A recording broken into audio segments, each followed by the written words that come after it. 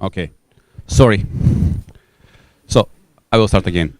So for next 2 days, idea is to share our experience, our ideas about the cybersecurity, world.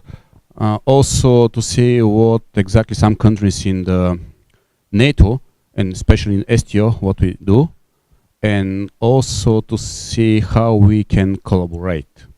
Because for the cyber world, one of the key word is collaboration, and the second one that is more important, at least for me, is trust. So when we travel around, we make a very good friendship, we receive interesting feedback, also we find, at least highlight, new research topics and work together, work for more safe cyberspace.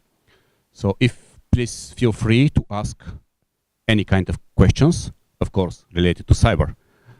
The main reason, at least for most of you here to be, is to listen and also to ask what you want about the cyber, what you see, what you would like to talk about the cyber.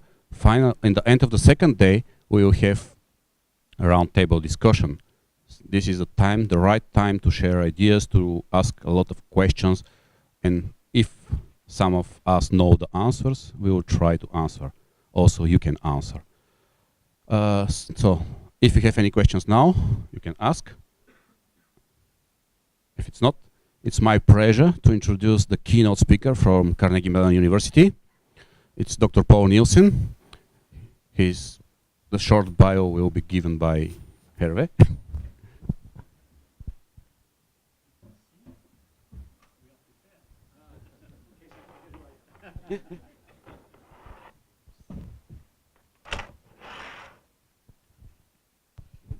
Blodigheria, as they say in Bulgarian, as you know. That means thank you. So Dr. Nielsen is the director of the and the CEO of the Carnegie Mellon University's Software Engineering Institute, SEI. The SEI is a federally funded research and development center sponsored by the US Department of Defense that concentrates on software engineering and cybersecurity. Prior to arriving to the SEI, Dr. Nielsen served in the US Force, retiring as Major General and the commander of the Air Force Research Laboratory. Dr. Nielsen is a member of the US National Academy of Engineering and is currently serving on the Defense Science Board. And if you bear with me, I will elegantly toggle to your presentation. Thank you so much. Now, can you bring that up, at least the first chart, and then I'll handle it from there.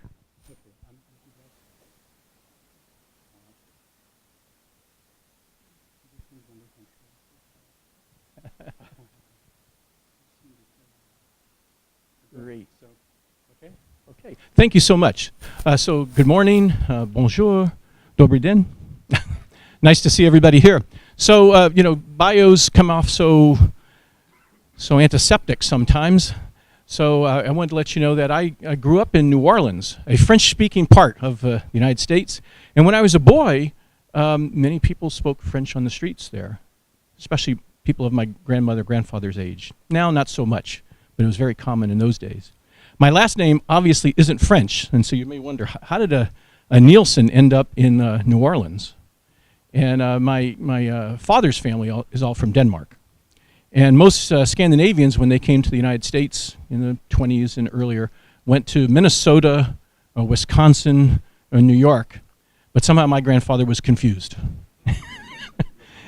And he ended up in New Orleans with all those French speakers.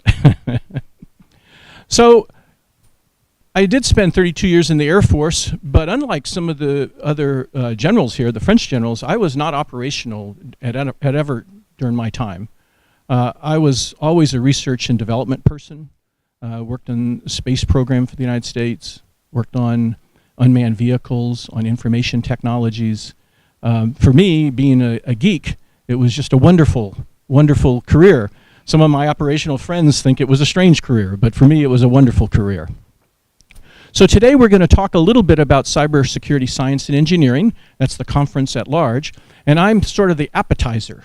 And the people who come after me are the entrees. So I hope I will pique your interest and also maybe raise some questions in your mind that you'd like to ask some of the people who come after me. I am a Southern boy, and people in the South are known to speak really slow. But somehow I don't do that, so I sometimes have to slow down. And I guess if the translator thinks I'm going too fast, if he waves, I'll try to slow down a little bit. Okay, let's see if we can move on here. So today, cybersecurity can be kind of confusing. When you look at all the terms that pop up, it sometimes looks like there's no order and it's just chaotic. Many years ago, this was mostly the province of the IT team. But now, this has become so important that it's the business of governments, of companies, of universities, of people all around the world. And while there was a time when just those IT specialists worried about it, even us as individuals have to worry about cybersecurity and the protection of our privacy and personal information every day. I've been hacked. How many people here have had their account hacked sometime or another? Oh, come on, be honest. I've been spearphished. And I think people know what that is. I mean, a very excellent one that was very well crafted, and I fell for it. And I'm in the business of avoiding this. So we all have risk in these regards. But when we look at this, we have to remember, why is this important to all of us? We live now in a cyber world. We almost can't do anything without some relation, some involvement with the cyber world. And the heart of that cyber world is software. When I started my Air Force career, software was a little small part of some systems. Sometimes not even a subsystem. It was a component. It was a piece of a component. But during my Air Force career, software grew to sometimes be the system. And now, in many of the things we do, software is the system. And it's the glue that connects systems one to another as we move into this highly connected world.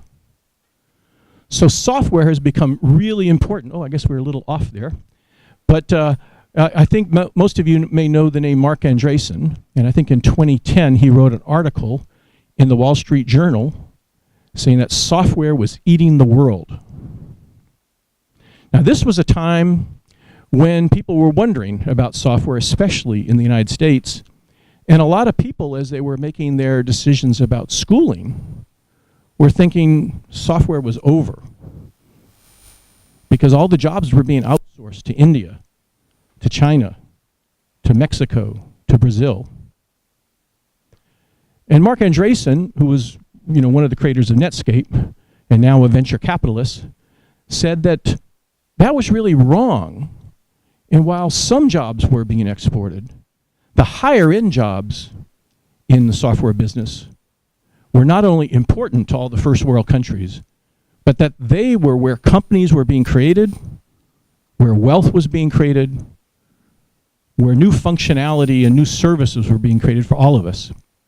And as one thing, he pointed out that in the United States, if you were to look back over the last 20 years, at that time, maybe even 15 years from 2010, there were so many companies that hadn't existed before, in the early 1990s, that were now giants on the landscape. Google, Facebook, Amazon, all those other sort of social media type companies out there. And some of these companies now are bigger than the more traditional companies that we always think of. Whether it's Exxon's pretty big, but Apple's bigger, but Exxon's pretty big. But Lockheed Martin, or a Boeing, or a Northrop Grumman. I think we have a Northrop Grumman person here. When you look at the valuation of Facebook or Google, it's hard to believe. And I know there's similar companies around the world that have grown so fast in this milieu. So the cyber environment now is underpinning almost everything we do. And we certainly know that in commerce. In the US, sales in brick and mortar stores continue to fall because Amazon is kind of eating them up. And Amazon looks like a book company, but at its heart, it's a software company. And that was the other point that Andreessen tried to make, is that companies that think of themselves in one way really are becoming more and more software companies. So whether it's Ford or General Motors or Boeing or Airbus, software is kind of creating their value. And I think now even governments are becoming software governments because that's the way we reach out to our people in our government. It certainly enhances productivity. And across the first world right now, so much more is going into automation, whether it's industrial automation or even more general automation. The idea of autonomous vehicles, autonomous airplanes, of Watson, things that help decision makers make decisions, all this is starting to really come together to improve productivity. About a year and a half ago, I was lucky enough to lead a study for what's called the U.S. Defense Science Board on autonomy and how autonomy could play in the U.S. military. And of course, it's bigger than the U.S. military. It's really throughout our society. And what we learned is that there's this rush to start to incorporate more autonomous functionality in almost all the systems that we have. Now, it's not that we're going to have the Terminator right away. You know, he's an ex-governor now. It doesn't matter. But little by little, we're starting to incorporate more autonomous functionality in all of our systems. And we like it. It's not that we're afraid of it. It's we want it. We like having an automobile that tells us if we're starting to change the lane and it didn't mean it. We like having an automobile that can slow down if we're approaching a car in front of us too fast. We like the convenience of an airport shuttle that doesn't have a driver and just goes continuously back and forth from terminal to terminal, like I took yesterday at Charles de Gaulle. I remember as a boy in New Orleans when elevators had operators. That's kind of hard to believe now that we would do that somebody's job would be there all day to take you up and down. But I also remember when they started to not have operators, at first people were afraid. What if it just keeps going up? Or even worse, what if it keeps going down, right? Yeah. But now we don't think anything of that. And slowly but surely we're accepting of metros and stuff that maybe don't have operators. We're going to be accepting of cars that don't have operators. And one day we'll travel on airplanes as passengers with planes that may not have operators. That's a little bit farther down the road for me right now. When I was the head of AFRL, we were developing a lot of unmanned vehicles. And of course, these weren't with people in them. And I said one real test of when a technology arrives is when we would get into an airplane without a pilot and be comfortable. I think that's a long way down the road right now. In the US right now, and in Japan, and in Europe, there are lots of companies that are increasing the use of robotics in their factories. And as this rush for robots comes on, robots that were initially maybe single functional, that now are becoming multifunctional, one crisis point for all of us is what are we going to do? How are we going to work and raise our families? And there's an article in the US just this week about, and this comes to the heart of government. Yeah.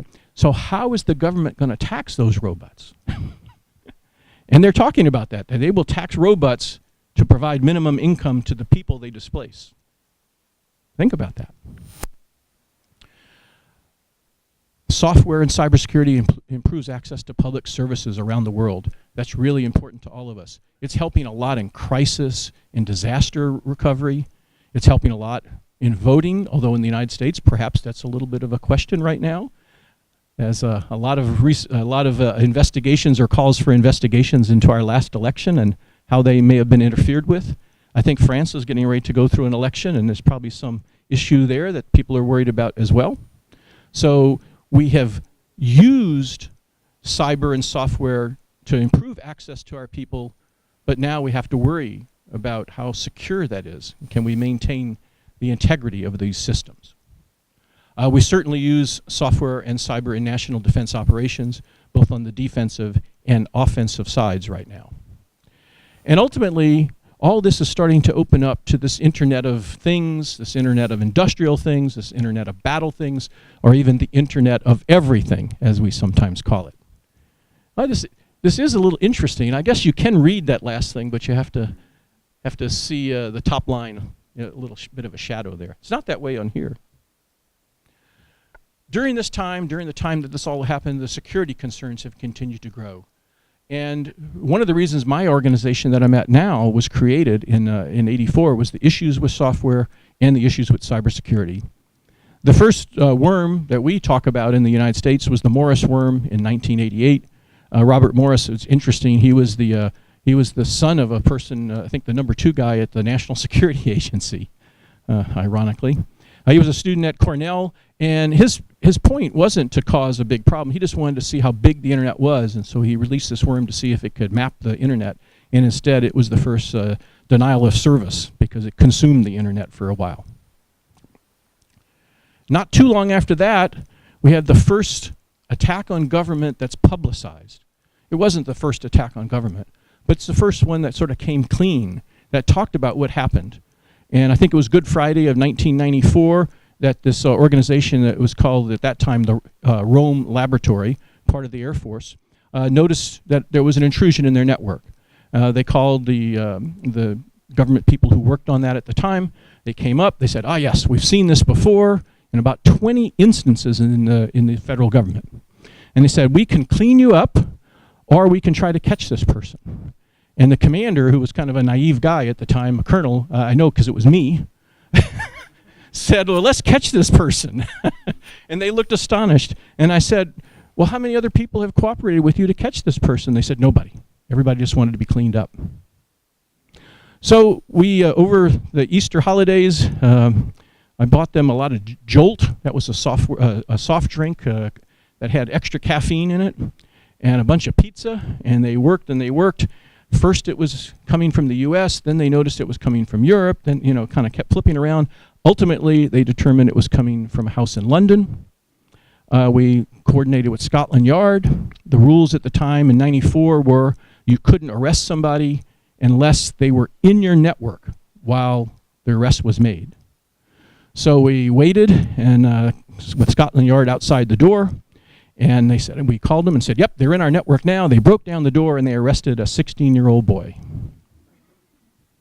And this is long enough ago that he was actually a phone phreaker. Do people know what phone phreaking was? That was where they kind of used the right tones to kind of get into the long-distance networks without paying. And he was a phone phreaker. He'd been in the F-22 office. He'd been in the Flight Test Center in the United States. He'd been in the South Korean Atomic Energy Commission. He'd been all over. We did finally catch him. His penalty was, because he was 16, that they took his computer. That was that. And of course, now we have this explosion of cyber attacks going on. Facebook, 600,000 accounts hacked per day now. 30,000 websites hacked per day in the US. 110,000 attacks on the US Navy networks per hour. Per hour. Think of that. They say 18 victims of cybercrime per second, and some of us have been in that group at various times with our credit cards or whatever. And from the banking industry, $100 billion of annual costs for global cybercrime a year. $100 billion. We all pay for that. We don't know that we're paying for it because it isn't a charge to our account, but it's in the fees and services and all the other expenses of our banking industries. One of the things that's happened over this time is that the threat has evolved, and I don't think, well, I guess you can read that if you got great eyes. You can read that, yeah. So one of the things that happened is the red line shows the sophistication of the attacks. They've gotten more and more sophisticated as time has moved on. We all know that. But the yellowish line is saying the individual sophistication of the attacker has gone down. Because now you can go on to the net, especially onto the dark web, and you can buy the tools. You don't have to develop the tools. There's apps for this. And so you don't have to be a very accomplished cyber criminal to launch a major cyber attack. Now, there are people who are at the high end creating those new tools, but they sell them. They sell them. SEI, my organization, has been involved in some cybercrime efforts with the FBI and Secret Service. And you know, you can buy a credit card for under $5 on the dark web. Credit card, name, and the extra security validation of that credit card for $5. And if you use it, the banks will probably notice it in that first day, and then you buy another one for $5. So some of the lessons we learned throughout this time, first of all, change is constant. Things are happening all the time. The level of attacks are getting more complex. The volume of attacks are getting much higher. The complexity and interconnectedness of our systems continues to grow. And that creates new problems for us because that opens attack vectors. It opens angles of attack. And it opens the fact that a weakness one place in the net can cause problems throughout the net. A weakness in one country can cause problems across the world. And that's one reason there's been this move for all countries to have relatively sophisticated cyber processes, procedures, and protections. We also know that people make mistakes. I clicked on that spear phishing attack. And when people make mistakes, especially insiders, that causes a lot of problems. So no matter what we do technically, we have to recognize the fact that people might be one of our weakest links on all this. I think many of us are convinced that architecture is becoming more important. Now, this is a kind of interesting argument going on because there's a software development technique called Agile. And to some extent, if you don't read the lines carefully, Agile would say, you know, working code is more important than almost anything. More important than documentation, even maybe more important than architecture. That's not exactly what they say. If you really read it, it just says they value working code above all other things. But as we design our systems, as our systems become larger and more interconnected, the ability to understand the system also gets harder. And that's where architecture really helps because it gives us different views into the system. And so I believe that architecture is going to become more important as we move on. I think we have some speakers later that will talk more about architecture. We also recognize now that we will never eliminate all the risk. Somebody will always click on that spear phishing thing. So what we really have to do is learn how to manage the risk, how to understand the risk, and then how to maybe minimize the impact of problems when they occur. We are finding that autonomy can help in all this because one of the problems with the attacks that we get is they come in such high volume with such speed and from such different avenues of attack that it's hard for a person, a human, to really pay attention and respond to these fast enough to protect us. But this is the province of autonomy. You know, autonomy, there's really a case for autonomy when speed is of the essence, when volume is really high, when persistence is great, when a person maybe can't pay attention forever, but a system can. On the other hand, with the coming of autonomy, which is based in software, we have the risk of the autonomous systems themselves. And they have all the risk of normal software systems, but also some new ones. Because many autonomous systems now are learning systems, and learning systems can be trained wrong. Learning systems can be spoofed. Learning systems can have their own problems. So I think many of us believe that in the near term, autonomy is going to be best utilized in combination with people. And our Deputy Secretary of Defense has been really enamored, Bob Work, with the idea of centaurs, you know, human-computer teams for both soldiers, sailors, airmen, Marines, as well as for commanders and thinkers. And so I think that's where we're headed, is where we will be taking people and machines and trying to use them to check each other and to optimize the use of each. In the United States, we have a DoD instruction for everything in the United States, but this is one of them on cybersecurity.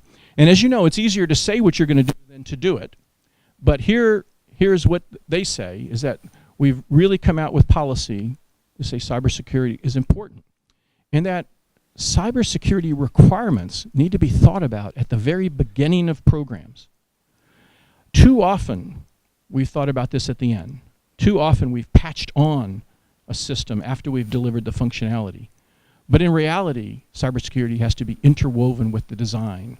So we need to think about this much earlier in the acquisition cycle than we did in the past.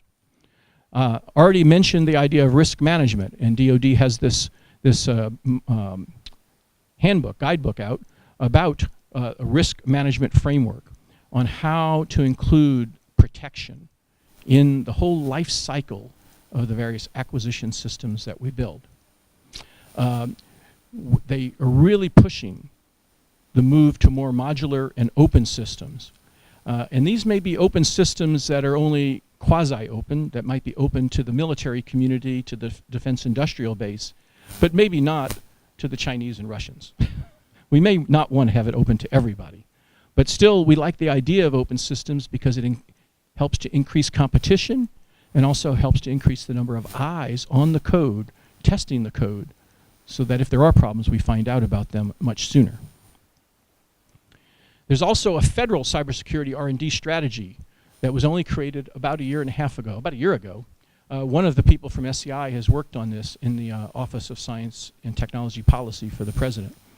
And the idea here is to look at both near, mid, and long-term kind of goals, and to understand that cyber is not just about email, that in many cases cyber now is connected to physical systems as well, and this Internet of Things is growing fast. And so when our information systems are tied to sensors and actuators, the possibility of different types of disasters occurs. You know, opening a dam when it's not supposed to be open, affecting the electrical supply of a country, could really wreak havoc on our societies today, the way we are. Okay. And we also are going into cloud computing. That's got some benefits, but also has some risks that we all know about. In the United States, military people can work on the cloud, but it's supposed to be in a government cloud, not in just the regular cloud. HPC, high performance computing, and this move to autonomous systems and more mobile devices is continuing to grow too. And as this happens, we have to address the cybersecurity requirements and the cybersecurity risk much earlier in the cycle. NIST also has a cybersecurity framework developed upon the federal guidelines, and it addresses the things you would expect. It talks about being in 5 major areas of identify, protect, detect, respond, and recover. This applies to all the domains and sectors that a country would care about. And so we often think first about telecommunications and perhaps about energy, but we can't forget financial services, agriculture, nuclear reactors, big power source in France, dams, manufacturing, all those things. That's what makes a country. Okay? Now, my organization, the SCI, it was mentioned in the early moments of the intro that we're a federally funded research and development center. In the US, we call these FFRDCs. There's about 40 total ones in the government. We're sort of quasi-government. We're sort of half in the government, half out. Some of them that you may have heard of are the big national labs in the Department of Energy, you know, Los Alamos, Livermore, Sandia, Oak Ridge. Others, like in NASA, has the Jet Propulsion Lab, is a FFRDC. And in defense, it's MITRE and Aerospace and Lincoln Lab, SCI, IDA, and the Center for Naval Analysis. We were created to look at software and then cybersecurity in '88. And in our cyber area, here's all the types of work we're doing. I'm not going to go through all of these, but just to show that there's a lot of work going on in here. And we're a relatively small piece of the cog of cybersecurity in the United States. Because when you look at the whole Defense Department, when you look at all the defense industrial base, when you look at all the universities that are doing work in this area, it's pretty considerable. So a lot of effort is going on in the US and around the world on the whole idea of cybersecurity. None of us has found that silver bullet yet, but we're all working hard. Some of the things that we believe is that you have to elicit these cybersecurity requirements early in the cycle. And sometimes, as I mentioned earlier, they're just forgotten. They're not mentioned at all. And sometimes they're mentioned, but in such a grand way that it really doesn't help the designer very well. If you just say the system must be secure, you can feel good about your requirement, but that doesn't really help the designer much. What do you mean when you say secure? You can make a system secure by disconnecting it, but that's not very useful, right? So how do we balance security, utility, functionality, and making it a little harder for somebody to enter our network? That's the thing that we really need to know how to do. And of course, there's lots of work going on in those areas today, and more people will talk about that later. One thing that often happens, people think about this from the defender's side, but not from the attacker's side. And I think we would all do a little bit better to spend some effort thinking like an attacker. In a lot of military operations, there's sort of a symbiosis between the offense and the defense. And good militaries, to be good defenders, think about the offense. Sometimes in cybersecurity, we haven't done that. We've worried just about the defense and not thought like an attacker. And that can lead us to have better defensive systems if we do. I already mentioned the part that I believe, and I think the rest of the people at the Software Engineering Institute believe, that taking an architecture-centric approach can really help with these large systems. That the larger and more complex systems are, the more important architecture becomes, because it's one of the only ways we get good views into a system. And when we talk about architecture, it shouldn't be a scary word. It's a lot like building a house, where architects help design a house, and they take different views of the house. They may have the framework view. They may have the electric wiring view. They may have the plumbing view, right? A doctor, when a doctor looks at our body, they first of all maybe look at us physically and maybe touch us to figure out how healthy we are. But they also look at our electrical system through EKGs and EEGs. They also look at our circulatory system. They look at our lymphatic system. So what they're doing is taking different architectural views of our body. And that's what we need to do for our systems too. We have to have these different architectural views because they can help us see different features and aspects of our system. We do believe that adopting secure coding standards and practices can help a lot. It's said that 20 common failures account for over 80% of the vulnerabilities on the network today. Now, that's not the problems with what we in the US call the advanced persistent threats. That's a more difficult problem. But if we could get rid of all the vulnerabilities just from simple coding errors, it would be much easier to concentrate on those advanced persistent threats. We know these things. We can test for these things. We can create developmental environments that remove many of these errors. Even something as simple as peer review, code peer review, can find many of these problems and prevent them from happening. We believe that the idea of assurance planning, thinking about your system and about proofs of what characteristics and qualities your system may have, and doing that sometimes through test, but some of these systems are so large that you can't comprehensively test them. So sometimes you may have to have other types of proofs, other types of evidence that they're good. Today, many systems are not written. They're more composed of things that are already written. And some of the proofs that exist on the components that we're bringing in to create the new functionality may have their own proofs. And we may, through methods, formal methods and such, be able to extend those proofs and thereby not have to worry about exhaustively testing them. But all this has to be based on fact, analysis, and strong work. So we want to examine the evidence in all cases to determine where the claim can be verified and where it may have to be proved in a different way. The whole idea of agile development has introduced the term of technical debt. Technical debt applies to all systems, not just agile systems. but agile development techniques have really raised the concept of technical debt. And of course, we get technical debt when we maybe take a shortcut or maybe develop something that's good for what we're trying to do now, but maybe not optimized for the ultimate system that we have to do later. So it's very important to manage the debt you accrue as you're building a system. In some cases, in an agile development technique, where you may be building working code, you may be successfully building working code, but building yourself into a cul-de-sac that at some point you might have to go back and re-architect, refactor your system. This can happen in all types of development techniques, but that's most commonly associated with agile when you do this.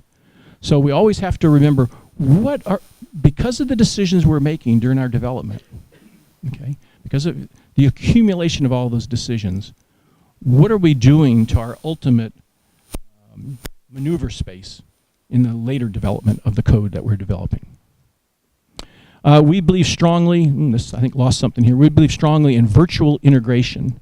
Just like we've done virtual techniques to develop structural models for airplanes, cars, other things, I think we've finally gotten to the point where we can build virtual models of the software.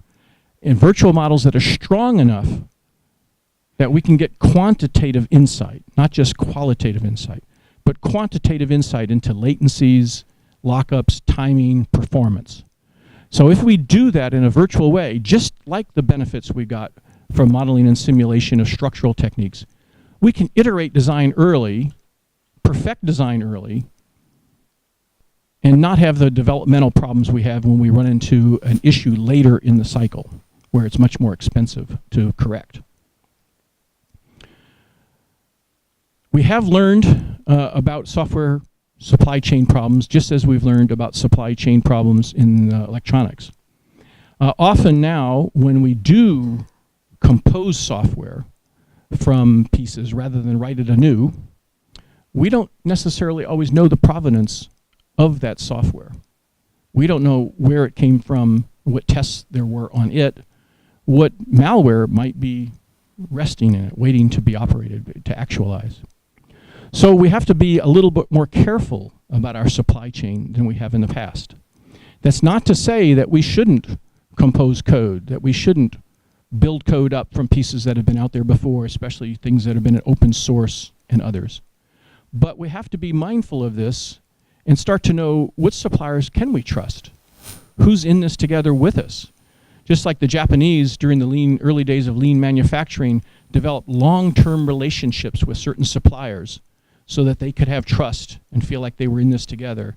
Now we have to have those long-term relationships with suppliers so that we learn to trust them and know how to count on their code. This whole idea of operational resilience has come more to the forefront than it has been in the past. Military organizations have always wanted to be resilient. Governments try to be resilient. Now we need our software and our systems to be more resilient. If things will be attacked, and we know that we are under attack all the time, and that some of those attacks will be successful, how do we build code and systems that can continue to operate and serve their missions even while under attack? That's a real challenge, but that's a challenge I think engineers are up to. That's one of the things we have to do. Another thing to think about here is not everything needs to be protected as well as everything else. And so one of the classics we talk about in the United States, hopefully it translates well, is Coca-Cola has valued its formula for 150 years.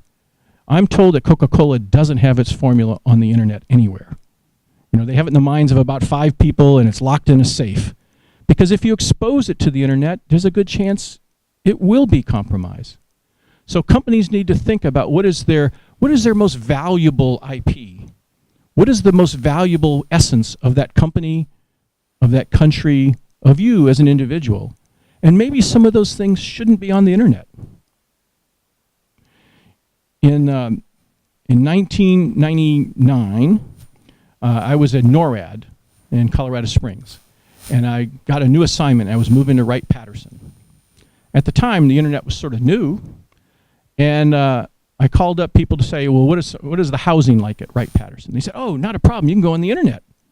So I went on the internet, and it showed I was a new general at the time, all the general officer quarters on Wright-Patterson, and it showed blueprints for their houses. At the same time, I looked at Fort Myers, which is one of the bases in D.C., and there they had the blueprints for the house for the chairman of the Joint Chiefs, for the Chief of Staff of the Air Force, the Chief of Staff of the Army, the blueprints. We were all so fascinated with the ease. None of this is out there now, but we were all so fascinated with the ease at how this worked and didn't think about the negative side of this initially. That's happened to a lot of us as we first joined social media, right? Oh, this is neat. I'm going to join it. I'm going to have lots of friends. Sometimes we haven't thought so much about who our friends are on there, and we've maybe opened ourselves up more than we would like. So be careful with that, just as companies have to be careful.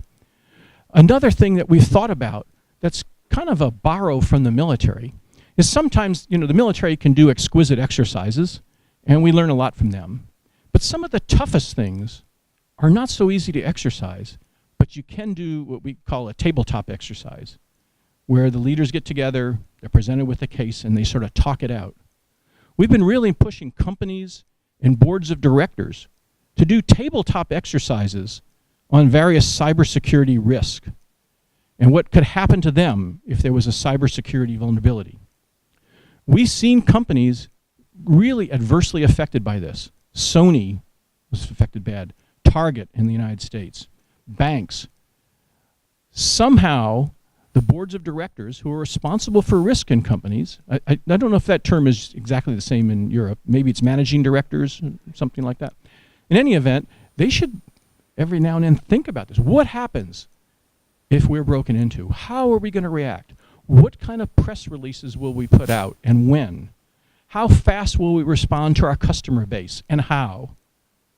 It's better to think about that in advance, even if it's not perfect, than to have to face that when the crisis is in your face.